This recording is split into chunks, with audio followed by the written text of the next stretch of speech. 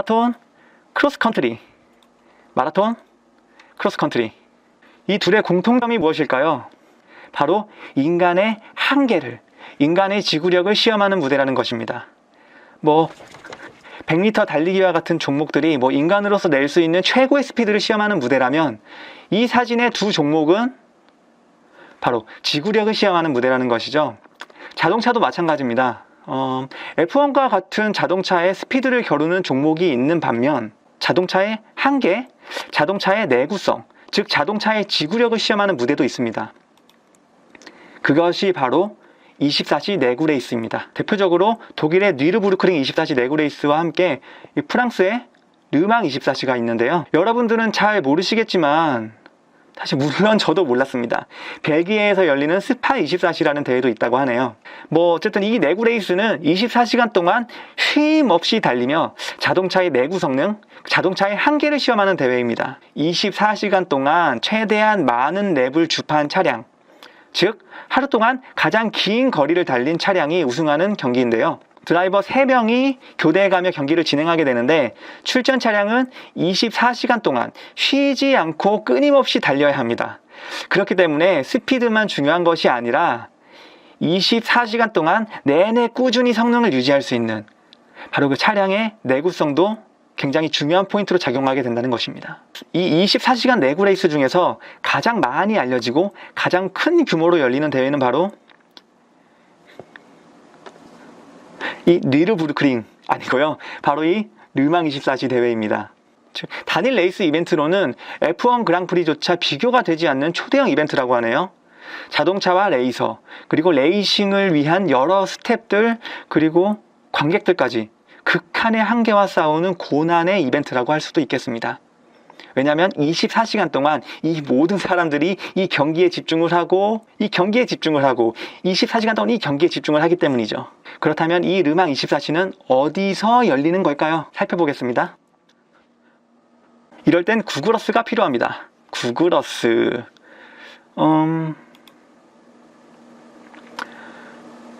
구글어스. 우리나라 서울에서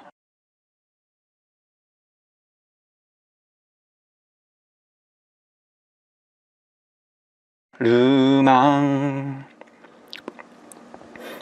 프랑스의 작은 동네 이름입니다. 르망. 이곳까지 이렇게나 먼 곳에 있네요. 바로 르망 내구 레이스가 열리는 곳은 바로 여기입니다. 우리나라에서 정반대편에 있는 이 지역이 바로 르망 24시 내구 레이스가 펼쳐지는 곳입니다. 여기 지도 보이세요? 프랑스 사르트주의 르망의 위치해 있는 유서 깊은 서킷이죠. 바로 라 사르트 서킷입니다.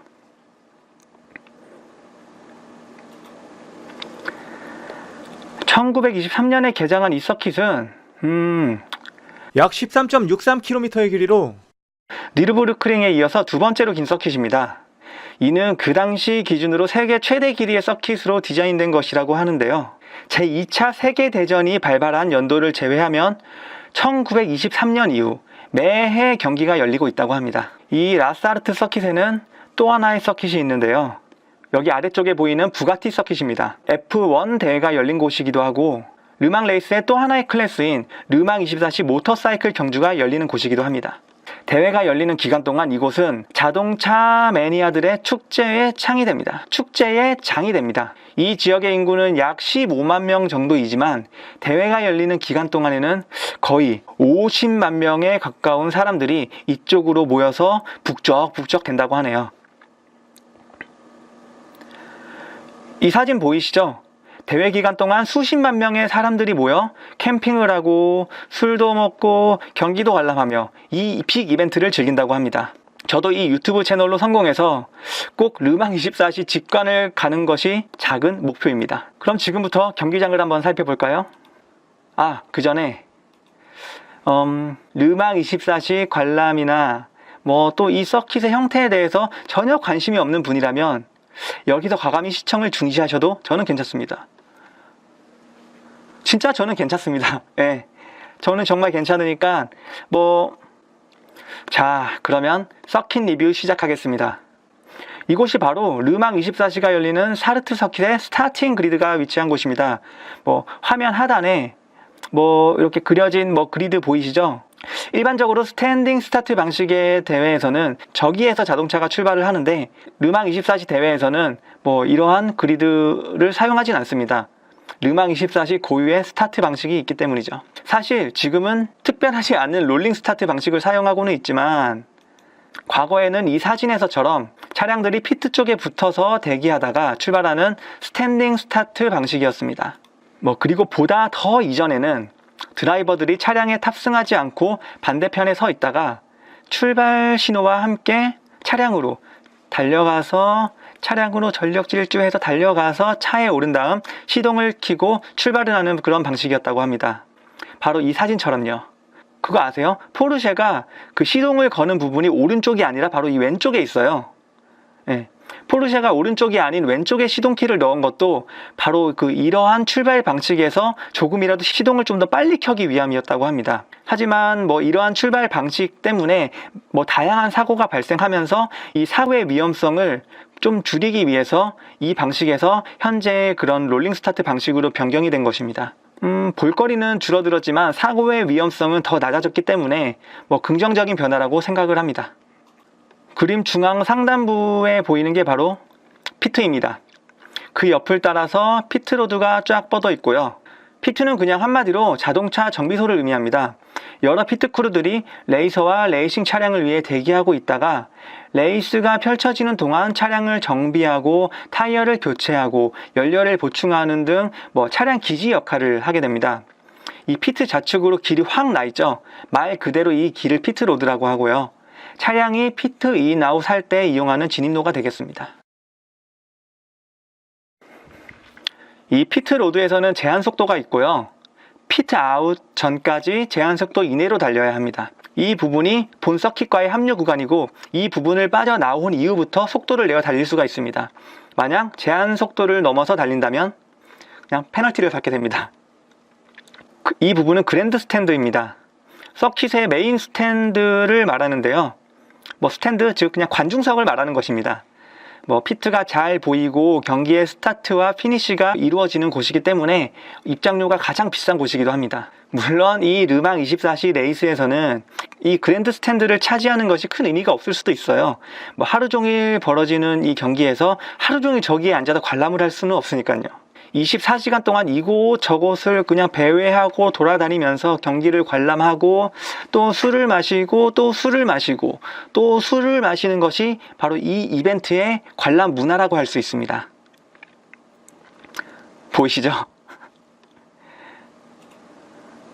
보이시죠? 이 경기를 관람하면서 관람객들이 먹은 술을 이렇게 전시해 놓고는 합니다. 보이시죠?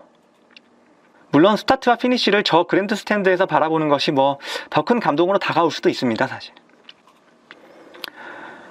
라사르트 서킷 전경입니다.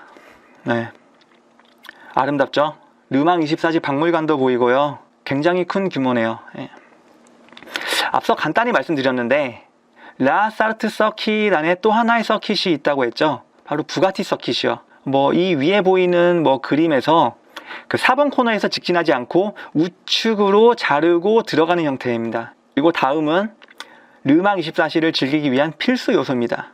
바로 캠핑장입니다. 이 화면 중간에 보이는 것이 캠핑장인데요. 이 이벤트 기간 중에는 사람들로 꽉꽉 차 있겠죠. 또한 이 이벤트 기간 중 다양한 부대 시설이 들어서 있는 공간이기도 합니다. 어떠한 부대 시설과 편의 시설이 들어있는지는 르망 24시 홈페이지에 자세히 나와 있거든요. 지금 2019년도 대회 관람에 대한 정보를 확인하실 수 있으니 영상 아래 이 링크를 타고 한번 들어가 보세요. 굉장히 좋은 정보 많이 얻으실 수 있을 겁니다. 앞서 보셨던 캠핑장에서 동쪽으로 시선을 돌리면 또 여기도 캠핑장이 하나 있습니다. 사실 대회 기간 중에는 이 마을 전체가 캠핑장이고 호프집이고 놀이터라고 생각하시면 되는데요.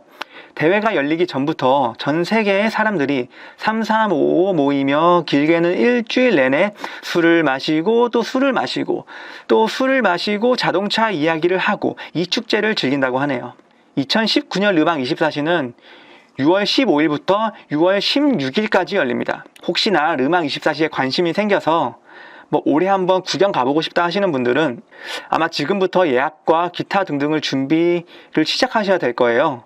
뭐 영상 아래 뭐 링크를 걸어 두었으니까 관심 있으신 분들은 한번 접속해 보시기 바랍니다. 그럼 지금부터 트랙을 한번 둘러볼까요? 뭐 레이서들에게 있어서 트랙의 각 코스를 숙지하는 것은 필수 요소겠죠. 르망 24시를 즐기러 온 관람객들에게도 각 코스와 정보를 숙지하는 것은 필수입니다. 왜냐하면 코스를 잘 알아야 더 좋은 장소에서 멋진 장면을 감상할 수 있기 때문이죠. 뭐 풍경이 아름다운 구역 또는 사고 또는 뭐 의외의 상황이 많이 발생하는 구역, 그리고 자동차의 최고속을 눈으로 볼 수 있는 구역 등 뭐 상황에 따라 다양한 장면들이 연출될 수 있는데요. 뭐 이러한 다양하게 펼쳐지는 장면들을 보기 위해서는 앞서 말씀드렸듯이 코스 숙지가 필수라는 것입니다. 바로 여기서 스타트가 이루어집니다. 레이서들과 관람객들에게 가장 숨막히는 스타트 순간부터 그리고 영광의 피날레, 영광의 피날레까지 가장 극적인 모습이 펼쳐지는 장소라고도 할 수 있습니다.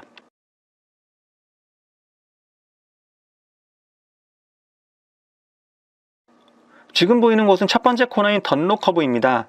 던롭 커브요. 발음이 좀 어렵네요. 던롭 커브입니다. 네, 이어서 이 던롭 시케인이 나오고요. 여기서 시케인이란 그 이중 급커브기를 말하는데요. 자동차의 속도 감속을 유도하기 위한 장치라고 할 수 있겠습니다. 뭐 던롭 시케인을 지나면 바로 그 유명한 던롭 브릿지가 나오는데요. 이곳입니다. 바로 이 던롭 커브가요. 석양이 질 때 그리고 야간 주행 시 그 풍경이 굉장히 장관이라고 합니다. 바로 이 사진 속에서처럼요. 이 던롭 브릿지를 지나면 이어서 바로 S자 커브인 SS가 나옵니다. 이어서 붉은 언덕이라고 불리우는 테트레 루즈라는 구간이 나옵니다. 뭐 이름처럼 오르막 구간이고요. 이어서 라사르트 서킷의 상징인 뮬산 스트레이트 구간이 나옵니다. 현역으로 있는 레이싱 서킷 중 가장 긴 직선 주로라고 하네요. 이 구간에서는 두 개의 시케인이 설치되어 있습니다. 시케인 설치 전까지는 420km 이상의 속도로 주행을 할 수 있었다고 하네요. 그런데 최고속이 높아지면서 사고의 위험성도 같이 커졌기 때문에 지금 이 화면에 보이는 것과 같이 시케인을 설치하여 인위적으로 최고속도를 낮추게 되었다고 합니다. 뭐 어쨌든 이 구간에서는 거의 대부분 풀악셀 상태로 계속 달리게 됩니다. 뭐 지도상으로 봤을 때에는 모르겠지만 실제로는 도로에 고저차가 존재하기 때문에 그 실제로 탑승하고 있는 레이서 입장에서는 자칫 잘못하면 그립을 잃을 수 있으므로 마냥 쉬운 구간만은 아니라고 하네요. 이렇게 직선 주도가 계속 이어지고요. 시케인, 이렇게 두 번째 시케인이 나옵니다. 이 뮬산 스트레이트의 첫 번째 시케인은 뭐라고 했더라? 플레이스테이션 시케인이라고 하고요. 요 화면 상단에 보이는 두 번째 시케인은 미슐랭 시케인이라고 또 불리고 있으니 참고하시기 바랍니다. 이후 120도 가량의 심한 커브가 형성되어 있는 뮬산르 코너가 등장합니다. 300km 후반대로 주행을 하다가 여기서 100km 이하까지 급 감속을 하면서 코너에 진입을 하게 됩니다. 사실 고속으로 달리다가 급감속을 하고 바로 90 이상의 코너를 도는 것은 숙련된 레이서들에게도 굉장히 힘든 부분입니다.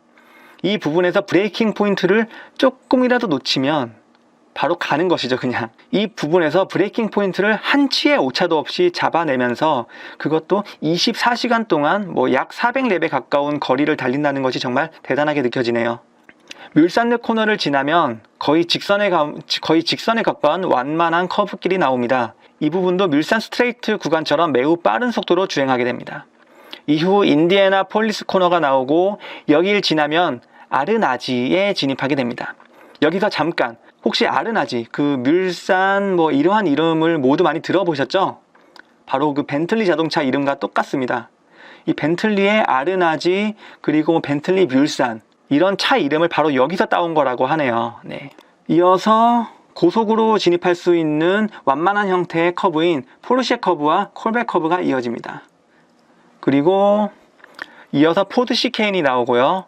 마지막 코너를 지나면 바로 피니쉬 라인입니다. 예. 지금 전체적으로 이렇게 봤을 때 긴 직선 구간이 많아서 쉬운 구간인 것 같은데요. 사실 24시간 동안 내리 구간을, 이런 구간을 달려야 한다고 생각하면은 사실 뭐 그리 쉽다고도 볼 수 없을 것 같아요. 뭐 과거에는 더 긴 직선 구간이 시원시원하게 나 있었고 지금보다 더 높은 속도로 서킷을 주행할 수 있었다고 하는데요.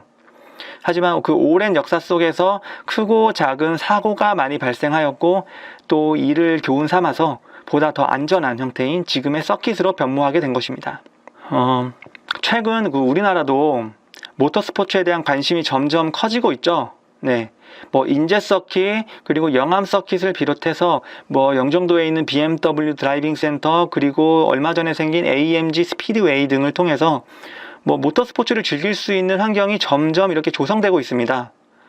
뭐 르망 24시만큼은 아니더라도 우리나라만의 모터스포츠 문화가 만들어지기를 바라겠습니다. 끝난 줄 알았죠? 네.